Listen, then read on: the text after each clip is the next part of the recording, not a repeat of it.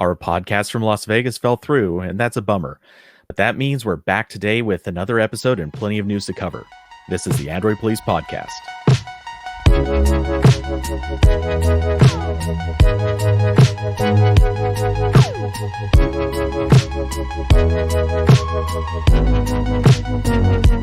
It's Friday, January 10th. Welcome. I'm Ryan Whitwam alongside Cody Toombs. And we're going to be wrapping up CES this episode. Got a couple of interesting things to cover. Probably all of the interesting things that happen at CES, honestly, anymore. Including a phone that you're probably never going to want to buy. It's a new Hisense phone. They don't have a name for it. Or no, wait, they do. It's the Hisense A5. It has an e-ink screen, a color e-ink screen. Sorry, the A5 was a previously released phone that was in black and white. But so this new one doesn't have a name. The last one was the A5. It was only black and white. This one is color, but like color e-ink is not very colorful. Not very good. Yeah, not very. Yeah, so e-ink you probably are most familiar with from like e-readers, like a Kindle.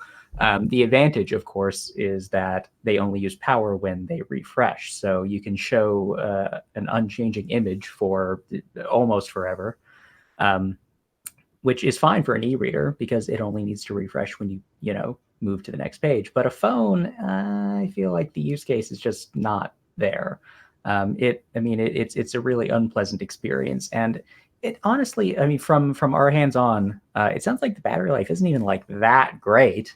4 days, which is good for a phone, but it's not like I want to use this thing that's terrible just to get like a little bit more battery life than I could get with a regular phone. Like you can buy like the S10 Plus, or not the S, like the Note 10 Plus probably would last 2 days on a charge easily. Especially, you could like turn on like the power saving mode and probably get over 2 days, and it would still be a fine experience. Or you can use this thing and get like another day and a half out of it and hate the entire experience. Yeah, I was gonna say, I almost wonder how much of this is that 4 days comes from not wanting to use the phone. Like if you're just getting exhausted and tired of using it, would you just like put the phone down and not look at it anymore? That guaranteed will give you better battery life. Yeah. Like just the ghosting from trying to do anything with motion on the phone. It seems like it's just totally not worth it. But an e-ink screen is bad for scrolling, just plain and simple. Yeah. And when you think about how much scrolling you do on your phone, that's a bad deal. It's always been fine on things like Kindles because you're going through paginated screens. So you update the screen once, it stays the same way for a while, and then you update it again when you're ready to move to entirely new content. Yeah, and good luck even trying to watch video on this. There's no way that you could do that and know what is going on. It would be fundamentally an awful experience. Yeah, and this thing promises 4,096 colors, which if you're watching a video outside of like maybe cartoons, that's not a very good color range. It would look absolutely horrible. That's kind of the territory where you're looking at like old animated GIFs where everything was like just really weirdly gradiated. It was all kind of dotted and ugly and bad. Yeah, I don't think that this is the way to go about improving smartphone battery life, but this is CES, and you can get away with doing silly things there, I guess. I wouldn't be surprised if Hisense releases this phone someplace and they'll sell 5 of them, and they'll probably have another one next year that they'll sell 5 of. Yeah, if anything, I kind of wonder if what they might accomplish here isn't so much presenting a new phone as it is presenting a screen technology that would be useful for other purposes, and that they might be able to license or sell in pretty high numbers. But it will never be good for a phone. I feel like if color e-ink were viable or at all a good idea, there would be a Kindle with color e-ink so that you could like read comics on it or something.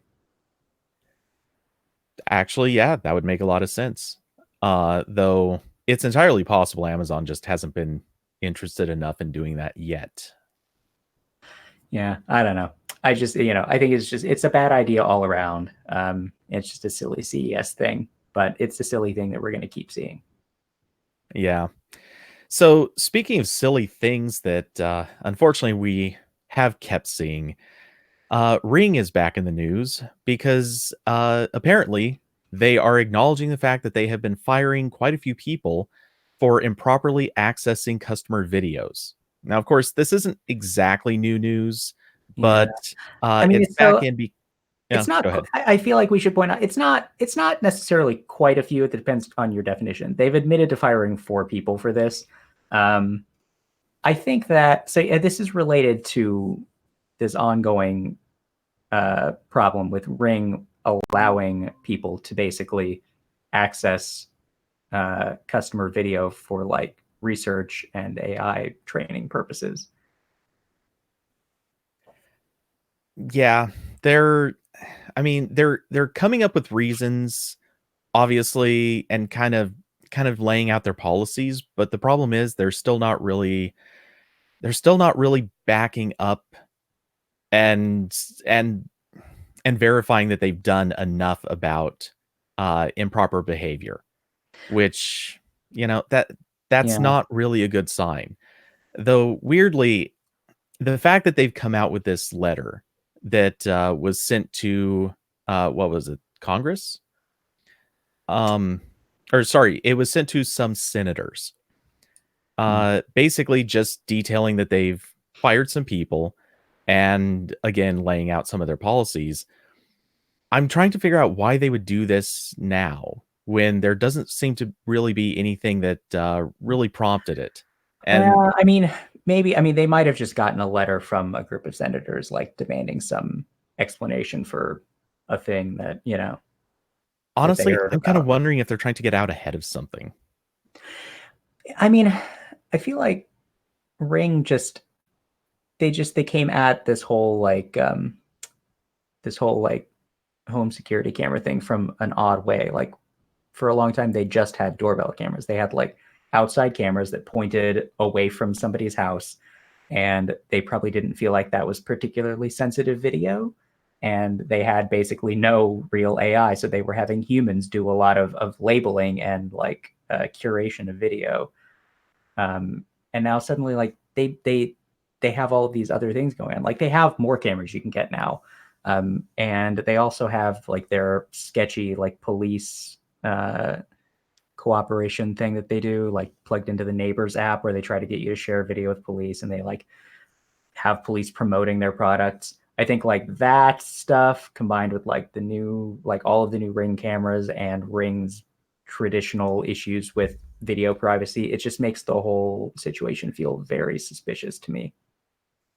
Yeah, well, this is a company that objectively they started out when the expectations of privacy and the expectations of security were honestly lower. And not that that's a good thing or a good excuse, but that's how startups typically do happen. Yeah. And when they were acquired, you can just tell they didn't go through really the proper steps of being forced to really step it up. And now, again, it's just repeated issue after issue of security vulnerabilities, hacks, bad handling of employees and permissions. Everything just keeps coming up, and the company really needs to go back through and audit everything, which they've claimed they've done some of, but it still sounds like they're not really there yet. Yeah. They just, I mean, I feel like Ring has made substantially more mistakes than you would expect from a company that is owned by Amazon. Like they should have the money to not make these same mistakes. Like it's like the same stuff that we see like small companies that are like reselling white label Chinese cameras making. It's like how do you guys keep screwing this up? Uh, okay, I agree with you, but I'm also going to hold up Google and Nest as a great counterexample because Nest hasn't had the same issues, but man, they've had plenty. I don't feel like Nest is really a good comparison there. Like, has there ever really been a notable security issue with Nest? Uh, well, like I said, it's different issues, I mean, but it's like, I mean, if you're talking about like, like sort of dopey administrative stuff, like all of the problems with the account migrations, like, yeah, that's a problem. That's a different a different category of problem than, hey, can I trust this company with my video? I feel like Right. that is an open question with Ring, but thus far, Google and Nest have not given me any reason to suspect that they are doing untoward things with my video. Yeah. And again, the Ring has certainly deserved more criticism, but the point is a lot of times when you have a small company that's producing something, corners do get cut until they can come back around and fix them. And Ring has clearly just invited a lot of those problems by not fixing them in a timely manner. Uh, but again, you can point to Nest as it for plenty of issues just like this. Less having to do with security, but plenty of things having to do with just negligence.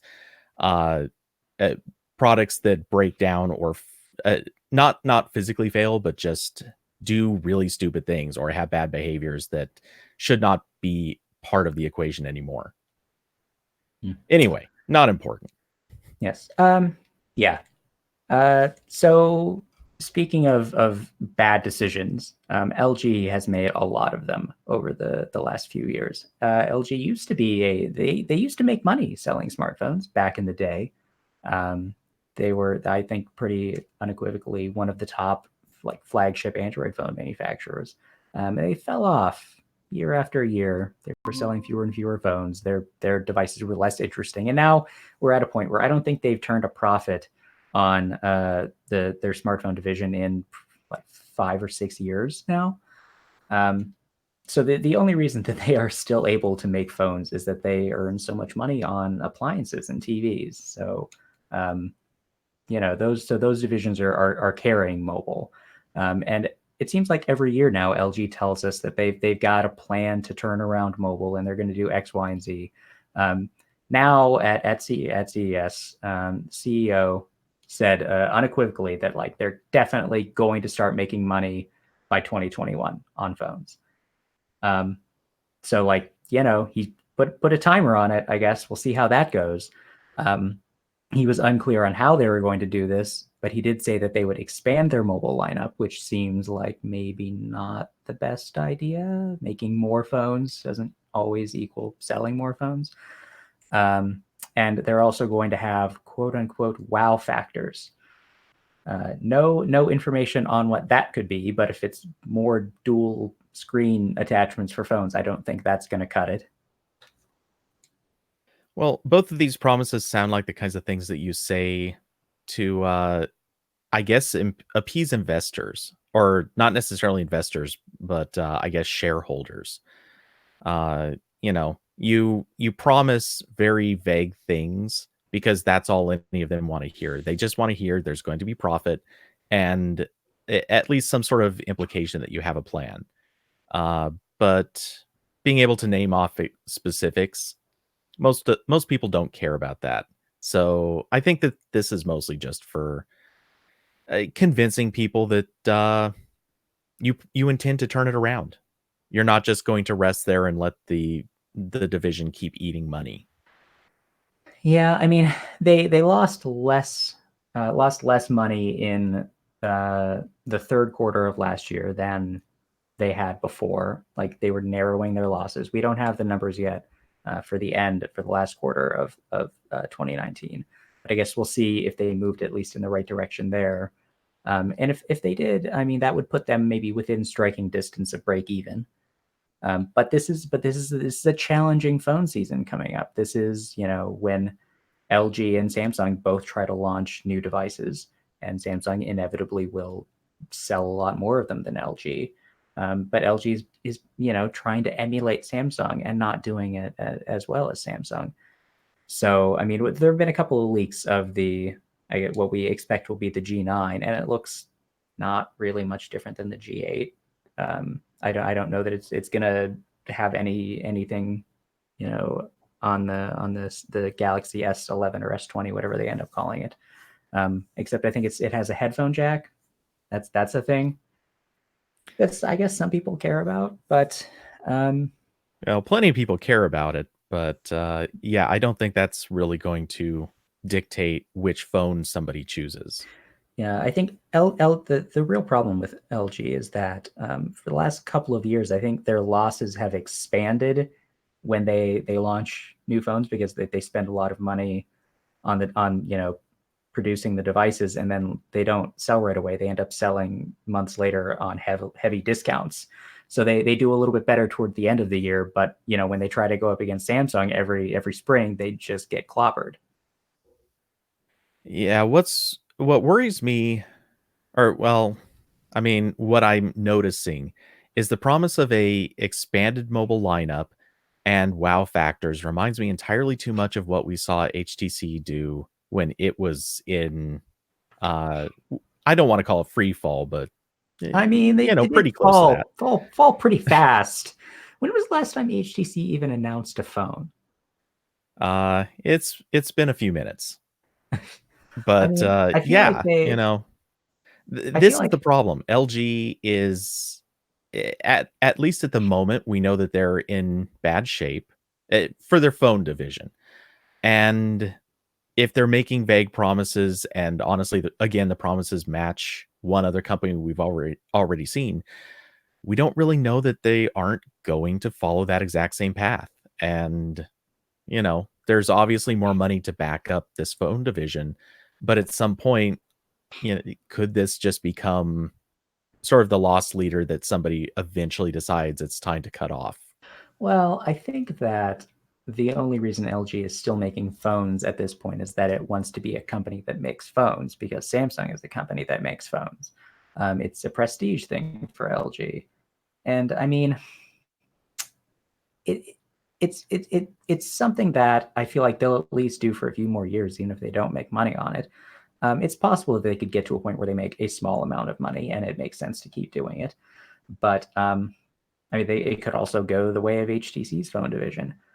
And I think Jules actually pointed out in the chat room, the Exodus One is still like the most recent thing they've announced, but that was just the whatever their last mainstream phone was with like slightly different hardware. I don't know if that even counts as a whole release. HTC, for all intents and purposes, is not even a company anymore. I don't think LG will let their mobile division get to that point. They'll either make phones or they won't. Um, but they've got time to turn it around if they really want. Well, it's not unheard of for a company to produce a product that is losing money. And the reason for producing the product is not necessarily vanity or anything like that, but because a byproduct of that product it might be uh, gaining data that's useful for other products, or it might be um, building a facility that they can then use for creating other components or things like that. So LG may have valid reasons to keep this going, even if it is losing money, because it may be profitable in some other way. But yeah, it begs the question: what might they change in the department to reduce how much it loses, or maybe find new ways to make it profitable? Yeah, I mean, they definitely need to stop releasing phones around the same time that Samsung does. I think that's a mistake. They should not just start making a bunch of models to cover like every possible price bracket. That seems like a waste of money. But Especially if they're not going to really focus in different markets. I mean, LG could possibly do well if they really refocused and went after, let's say, India, or maybe made a real attempt at going into I don't know. I'll throw it out there, China. Even though that clearly would be a bad place for them to go, but you know, maybe that would be their solution. well, let's maybe advance here. I don't think we've had any questions in the chat room uh, Nope. as of now. So But speaking to those in chat, and of course anyone listening to the podcast later, Android Police is live on Twitch 4 times a week, and we can't do that without your support. The best way to show your love is by subscribing to Android Police on Twitch. As a subscriber, you get the Rhine emoji with him absolutely losing his crap. You also gain extra entries into Android Police giveaways, and you can be a subscriber for $5 a month. Or if you're an Amazon Prime subscriber, you also get a free Twitch subscription each month. You do have to manually resubscribe each month. It takes just a few clicks. To do this, just visit twitch.tv/Android Police and look for the subscribe button. And if you're listening to us after the fact, you can certainly still do that. Or if you'd like to, you can come and donate at androidpolice.com. Anyway, thanks for listening. Thanks for coming to join us in the chat room if you're there, and on with the show. So, if you live in the EU, your phone setup experience is changing a little bit. There was an antitrust case back. It's been going on for a few years, but it was The finally rules were in 2018. yes. Basically, Google was told no more setting yourself as the default search engine unless people pick you. You're now required to offer a few different options. And Google's solution to this was basically to say, fine, we will offer ourselves plus 3 other options. You get to choose from them. By basically, when you're setting up your phone, you get to choose one of these options. And the list has actually been built via a process where Google is accepting bids. They basically held an auction, and companies offered a certain amount of money per person that that chose their search engine over Google's. So, in other words, if you were to pick DuckDuckGo or something like that, they would pay Google a small fee for this. Yeah, Anyway, some search engines are not happy that Google has essentially monetized the EU ruling. A couple of uh, them didn't participate. DuckDuckGo was not happy about it, but they ended up participating, and they are an option, I think, in every European yeah, country. DuckDuckGo was a winner in every location, Yeah, but the way or Google did the most, auction probably is most locations. yes, the way Google did the auction is kind of weird. It was a I think they call it like a fourth choice auction or something, or fourth bid auction. So everybody bids on what they would pay in each country for being selected as the default, and the 3 companies that offer the most get spots alongside Google. And then, but they don't pay what they bid; they pay whatever the 4th highest bid was. So whoever, like the whatever was offered by who didn't get in. So yeah, I mean, I don't know how much money this is. I don't know if it's going to be enough to cover lost revenue that Google would experience from people not using their search engine on the phone. But I wonder though, if when you're setting up the phone and if you pick something that isn't Google, so then that company pays Google. But then if you immediately install, or well, I guess the Google app is already installed. If you just immediately start using Google instead, does that company still have to pay Google because you click the button? Oh, they haven't revealed any of the details, and I have a feeling that this is all part of probably some contracts that specify like the user maybe has to at least initiate a single search or something like that. Who knows? I'm sure there will be some sort of specificity on those clauses, but we may or may not ever find out the Yeah. details. Um, So, but regardless, the only country where Bing is an option is the UK, which I thought was interesting because Bing is very vocal about complaining about Google things, but they that didn't is actually. That is true, but as I understand it, GMX, which is available to Germany, is basically just running Bing, but with their own interface. So, yeah, the same thing that we've seen. Who was it? Somebody was providing Yahoo results as their search engine results. Not related to this, but in general, somebody was doing that, and I can't think of the name of it. But anyway, um, so. It, Bing is slightly more available than just the one country. Um, Regardless, and one of the other details of this is the order of the search engines will randomize for each person. So One person setting up a phone may see DuckDuckGo at the top. The next person who sets up a phone might see Google at the top. It is completely randomized. It's just like the old browser ballot screen when Microsoft had to do it in Europe many years ago. Yeah. And we saw how well that worked. Yeah, I think this will be just as effective. And it'll start happening in March for people in Europe. You will start seeing the screen when setting up a phone. So get ready for that. Get ready to tap the Google button on that screen. So, in all honesty, do you even see this changing what people are using? No, I imagine not. I mean, I think that there are some countries where a lot of these search engines have some share. I don't think it's going to change their share dramatically.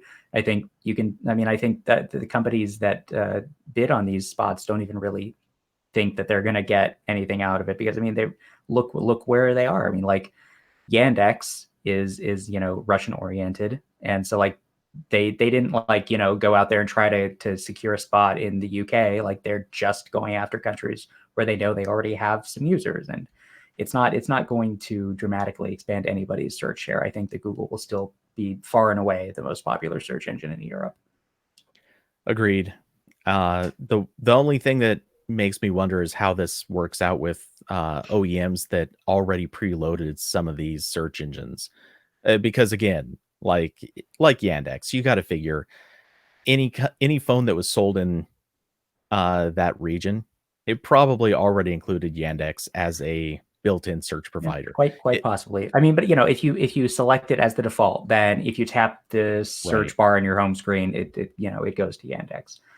It's just the Google app is still going to be on these phones, and it's probably going to be on the home screen because Google requires that. And I don't think that the EU told Google they can't do that anymore. So yeah, I don't know. Yep. But at any rate, there was another weird thing at CES this last week. There's a new streaming service because we don't have enough of those. It's called Quibi, which is apparently sort of a portmanteau of quick bites.